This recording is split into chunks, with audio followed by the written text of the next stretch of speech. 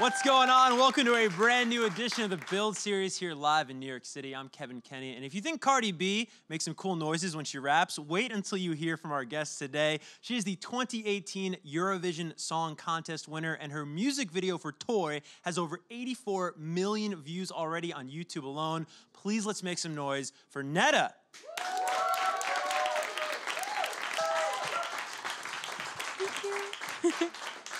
Hi, everyone. You have some incredible fans here. Before we get started on our discussion, I got to draw attention to a couple of things. Check out this T-shirt right here. I'm not your toy. Now that's homemade? Wow, it's amazing. Little teddy bear there. You approve, Netta? DIY? Yes. Wow. Wow, look amazing. at that. And then this is incredible. Can we actually, you want to come up, just stand up for a second, show your artwork? She did this yesterday. This looks like a school project or something. Stop. Yeah, that's incredible. Here, let me hop down here really quick. What does this say right here? נטע ברזילאי, אנחנו אוהבים אותך, ואת המוזיקה שלך מליבי ועדי. You can translate it. Netta Barzilai, we love you and your music from Libby and Adi. Can I come and hug them? Absolutely. Here, you want to go up there? Oh, thank you so much. Can I keep that? Keep that for me, and then I'm going to take it. Yes. Awesome. Wow. I have a drawing of me. If you ever forget what you look like, you got that now. Well, congratulations. I said at the top, 2018 Eurovision Song Contest winner. But I got to say this, and please join me in a round of applause. The first from Israel in 20 years. Yeah. That's nuts. See, we have things like X Factor and American Idol and The Voice here, but they're kind of like just fun things to watch on television night. There's an added little component here with you where you're representing a country, and the pride, I just can't imagine. Can you talk about that? That's crazy. I was a struggling musician right before that. I was like performing in bars in Tel Aviv. They paid me with beer, and I sang. It was a fun part of my life, and I couldn't pay my rent. So I decided to go to a reality show. And I realized I was so niche. I came with a looper. I do everything by myself. I beatbox. This is very weird. I wanted to do my own thing. And I came with my producer, and I expected to be a classic number 6 or 7. I didn't expect to win. And when I won, I realized, okay, I can do something really good for a lot of people because they gave a chance to something really, really different. But when we made Toy, I knew that we were doing something special and unique. I wasn't expecting at all the explosion. 84 million views on YouTube. I think 140 million streams across the world. It's just incredible.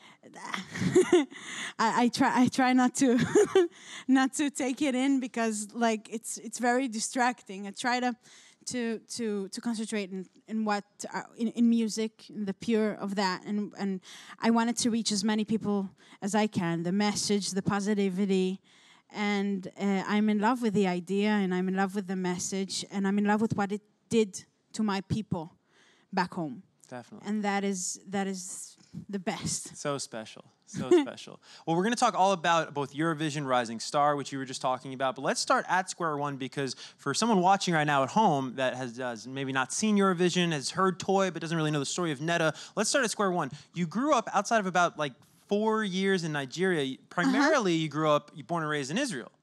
Yeah. And now I understand that your first true connection to music was through bullying, I guess. You were getting bullied in school, unfortunately, and you turned to music to sort of escape from it all. Is that sort of right? When I was a kid in Nigeria, I was grew up there from until I was 7. Okay. And we were 6 kids in a class when we learned in an American school. And each of the kids were from a different ethnicity. They were so different. Asians and Mexicans and Africans, and there wasn't physical differences. So I didn't know I was different. I didn't know I looked different. I was a social leader. I was very popular, and then I came to Israel to 40 kids in a classroom. Everybody looks the same, and I do not. And different is often feared. So I had a really hard time being also a sensitive artist soul, and I tried to find the leverage. and I find my funny noises. How can I make people laugh, and how can I sing? So that was my social leverage and also my escape to this better place. And that's it. Yeah. Was there a particular artist or song or album that you kind of turned to in those times when you were young? I know so many artists, they come on the show and they talk about being bullied or they talk about adversity in their young lives and how a specific artist or an album or a song was there for them as sort of a friend when they didn't have one. Was there anybody like that for you? It's like the cheesiest thing to say ever, but Beautiful by Christina Aguilera is the anthem. That's not cheesy. The anthem of everybody who's been having trouble. Definitely. Trouble being themselves, their true selves. You know, I've been told so many years to what to sing and what to do and what to say and how to dress. Like dress black, cover yourself. It's more flattering. Sing Aretha Franklin, sing Adele. There are two big female singers and they made it. So do what they do. Be a blues artist. You're not a pop artist. You can't be. You don't look like one.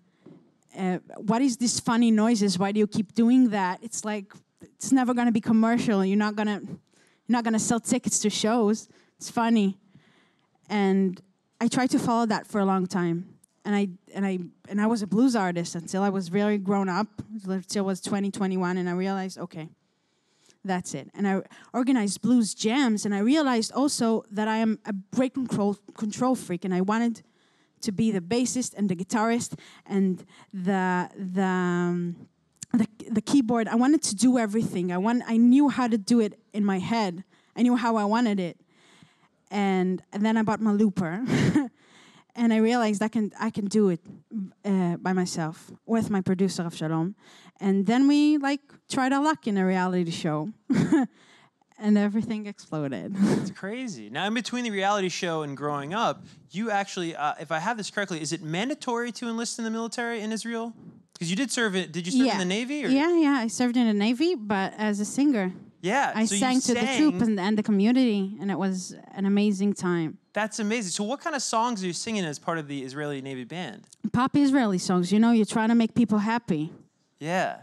Nothing, patriotic or military. It's like the pop songs. You want to make people happy. You want to raise the morale. Definitely. Is there anything from that experience, though, in your life that you've sort of taken now into this pop career of yours? That when you perform there, you often perform in front of people that aren't always interested in seeing you. They're busy, and it's like it's not the time. Why? And then you invite them to have an experience, and you fight for your crowd. And right now I know that if you're free enough, and if you love yourself enough, and if you're secure enough, you can win over any crowd. And it's always with love, with the love of what you're doing. And right then and there, I realized this is what I want to do for the rest of my life. Totally. I always think it's funny that artists like you that have that background of playing to people that don't necessarily want to hear you play. Maybe they do, but they don't know it yet. We've had artists that have been buskers in the past. They've been street musicians where they play for change and money and things like that.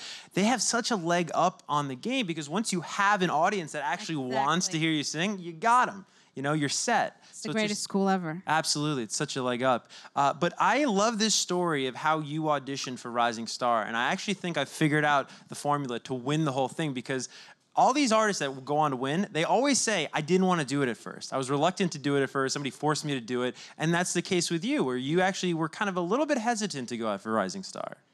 I was afraid of my own fate. Do you know that? It's like I was so happy, people not knowing and people not, doing my own stuff, being a private person. And then I realized it's not meant to be. I'm not making any living. It's like I'm going to be a teacher or something. My mother's pressuring me, and I'd like to go study something, make a living. And I was like, okay, I'm going to try this last time. I'm going to give one more run for the dream, and that's it. I was afraid of a reality show, of course, for many reasons. But the biggest reason is afraid of becoming, afraid of being what you need to be. It's like, wait a minute, I need to grow up a little bit. I'm not ready. It's like it's never a good time to do it. But it's like you have to throw yourself in the water. Nothing will happen to you if you won't. And we live once, and you don't know what will happen tomorrow. So make the most of it. And it's like, it's not just in music, it's in everything. It's the way I dress, and the way I talk to people, and the way I love. It's everything. It's a way of life. It's a philosophy. You have to like live the moment. Totally. YOLO. Yeah. I think that's fascinating, though, that the biggest concern or the biggest fear was this idea of becoming. I would think it would be subjecting yourself to that television audience and just all the judgment. But it was really more so just this fear of sort of becoming what you were destined to be. Yeah. Wow. You know, I've been judged all my life. I'm quite immune to that. I'm not immune totally because I am a person and I get hurt for people I value, but I got a lot of hate in the web, and I was so surprised. I didn't care. I was seeing the bigger picture. I was seeing the process that people are going through. Oh, I don't like it. What is it? I don't like it. I like it. Okay. Let's give it a chance. Oh my God, I love this. Oh, it's like that. Like people in Israel went like that. People in Europe went like that. It was like, it was amazing to see how if we won't open our minds to something different, if we won't open our minds to evolving, we won't evolve as a species, as populations, if we won't celebrate and accept differences between us. Nothing good will happen to us, and we will stay in the same place. That's it. And that's what's so beautiful about Toy is like that's the entire message of the song. Mm-hmm. And it's funny because usually these anthems of empowerment are like piano ballads and they're kind of sad and like, you know, it's like it's good to listen to, but it's also kind of a downer to listen to. This is like a fun, upbeat empowerment song. This is the feminism I love, you know, the one that takes what it deserves. It's like, okay, I don't like sit in my house and whine, I deserve that and I deserve that. It should be different. Go outside your house and change that. I've been told so many times when I was an indie performer that, okay, honey, don't touch these cables. They're too expensive. I was like studying sound engineering in a class full of boys and nobody paid attention until I opened my mouth and did my stuff with the looping machines. You see, you have to go out with a smile and prove that you deserve. And then for many more to follow. It's like, this is why I love gay pride. It's like, it's a festival. It's a display of power with love, with a festival. It's the best way to protest something with happiness and with love. And hey, we're here. And we love ourselves and we celebrate ourselves. Absolutely. And you're certainly spreading love and empowerment and pride through your song here, Toy. I have to ask about the noises. Yeah. I know this probably comes up in every interview, but these noises are fantastic. So the origins of the noises date back to when you were in school, you would make these noises to get people to laugh? Yeah. I was learning how to beatbox. My brother was the drummer, and he was drumming, and I was like trying to imitate his sound, and it helped me. It helped me. It was very cool. People thought it was very cool, and then earlier I realized how can I put it into my music creations, and that's a great part of what I do now. I limit myself. I don't tend to use playbacks. I use my own voice. I build it in front of crowds live. And this is why I'd like people to see how music is becoming. And it's amazing. Yeah. When you sing the words, "I'm not your toy" in this song, and you are predominantly a live performance artist that is, channels herself into a recording artist, right? Because you would say you're probably performance before you are a recording artist. So obviously when you channel that energy into the recording, when you sing "I'm not your toy," who are you thinking of? What am I thinking of? Ah, that's funny. It's like you think about the world. It's like nothing specific. It's like It's not one person. not one person. I don't say. It's like you all think that I should do something, and you all think you know better than me. You know better than anybody else what they should do with their life. But it's their choice. How would they know what they should do if they won't try? People like limit themselves and stay in-house and pursuing a job that they don't even like. It's not their interest. Just to like make money, just to be okay, just to like for mommy to be proud. It's like you're spending precious time, and that's it. When I'm saying I'm not your toy, it's saying the world, I'm gonna do what I want to do. That's it. You spoke earlier that about how people were trying to make you sing like Aretha or trying to make you sing like Adele. When you envisioned your career as a child or even as an aspiring musician, did you always want it to come along with sort of motivating others and being an inspirational role model? No. No. So that just, was that happenstance where this was the song and people responded that way and you found yourself in a position? No, I realized when I was, when I came to the Rising Star, I realized what happens to people. I didn't see myself as an inspirational model. I know when I was a kid, I saw only one color of beauty. I saw only one kind in all the billboards and all the magazines and the video clips, one kind. And it was so frustrating to I believed what people said. I believed what people told me, that I don't deserve to be a leader because of the way I look, that I don't deserve to be popular, I don't deserve to be loved. I'm not intelligent. It's like everything. If I look like I look, if I choose to look like I look, it's weak. It shows weakness. And I think vulnerability is power. And when people see that in Toy, it raises empathy. And they can relate to it. I tell the truth. I tell my version of the truth, I guess. Totally. And that's why I love Toy so much, and that's why I decided to do that. I didn't want to be an inspiration, but I guess it needed to happen. I realized when I won, this is bigger than me. This is bigger than me, and I have to serve the cause. Yeah. No, and you've risen to the occasion. I mean, it's tremendous. I'm just busy being me. I'm talking agenda to you, but I'm busy being me and being happy and being fabulous. That's it. You certainly are. In a way, though, it was meant to be. You were ready for this moment, and the moment met you. But I want to ask you, because for the kid that's watching at home right now that is being told all of these terrible things that you were told at a young age and you've been able to overcome, what would your advice to that person be? That it's a matrix. You decide which pill to take. The reality outside is a lie. It's what you make of it. That's it. We live here for a second. We have to have fun. So we have to work in finding a way to be happy. Definitely. That's it. That is awesome. Yeah, please.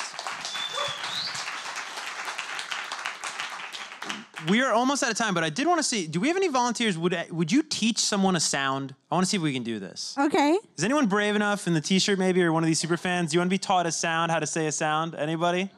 You want to try it? All right, cool. If we can get her a mic, that would be really cool. Yeah. And then we can do step by step. So for anybody at home that wants to make these noises. So there's the chicken clocking in the song, which is really, really hard for people to do. So I'll try, okay? Give me something easy. Okay, now it's the clock. Suck it up. So it's the really fast. Okay, I'm gonna slow it down for you. Baka Can you do it? Baka baka. Baka Baka Nice. Baka Baka Yeah. Baka Baka Blow your lip. Blow your teeth. Baka Nice. Thank you. Baka One more time. Baka baka Then the bye in the end. Bye. bye. That's really good. That was good. Round of applause. I was ready to freestyle over that. Yeah. That's really. That was awesome. Thanks for doing Thank that. you. Thanks, Netta. In closing here, before we toss it over to the audience, because we do have some fan questions, what is next for you? Like once Toy, you're going to write out Toy, and this is by no means, this is just getting started, this momentum with Toy. But how do you see, the next song, and maybe if there's an album on the horizon, like how do you see the next year going for you? I try to focus on like creating and making music and collaborating with new people. I think the most I want is to collaborate with other musicians and to create other music. I don't think the next song has to speak this agenda, because I think my presence and my performance does it well enough, and I just wanna make good music and spread good. It's my job, I just want to be a musician. I just want to create wonderful, amazing stuff. I always want to stay true to myself and to my taste and to build stuff that will last. I want to do amazing pop. Yeah. Like it's a very big difference when you hear a bad pop song and an amazing pop song like Rude Boy by Rihanna. It's like it lasts forever. Every time you hear that, it's like the production and the melody, it lasts. It sounds good. It's not trendy. It sounds good years after that. Totally. And this is what I hope that I can. So everything takes time. I can make a song every 2 months like a lot of artists do. I just want to take my time. And when you make something, you make a boom. Mm-hmm. And I want to stay really, really fresh and really authentic to myself. When we produce something, then I sound like artists that I love, and my producer stops me and they say, it's not you. It's like, you're right. I'm trying to bring something fresh. Yeah. Not to sound like others, not to be similar to follow a line, to follow a genre. I don't want to limit myself. No. We look forward to it. I mean, this is just the beginning. So stay patient, please. Yes. Greatness takes time. Yeah. Definitely takes time. All right, we got some studio audience questions. Our first is going to come from right here. Hello. Hi. First of all, thank you so much. I love the song. Thank fan. you. I was just curious, in the production of Toy, did you have a say in how much Hebrew was used in it, and are you happy with how much was in there?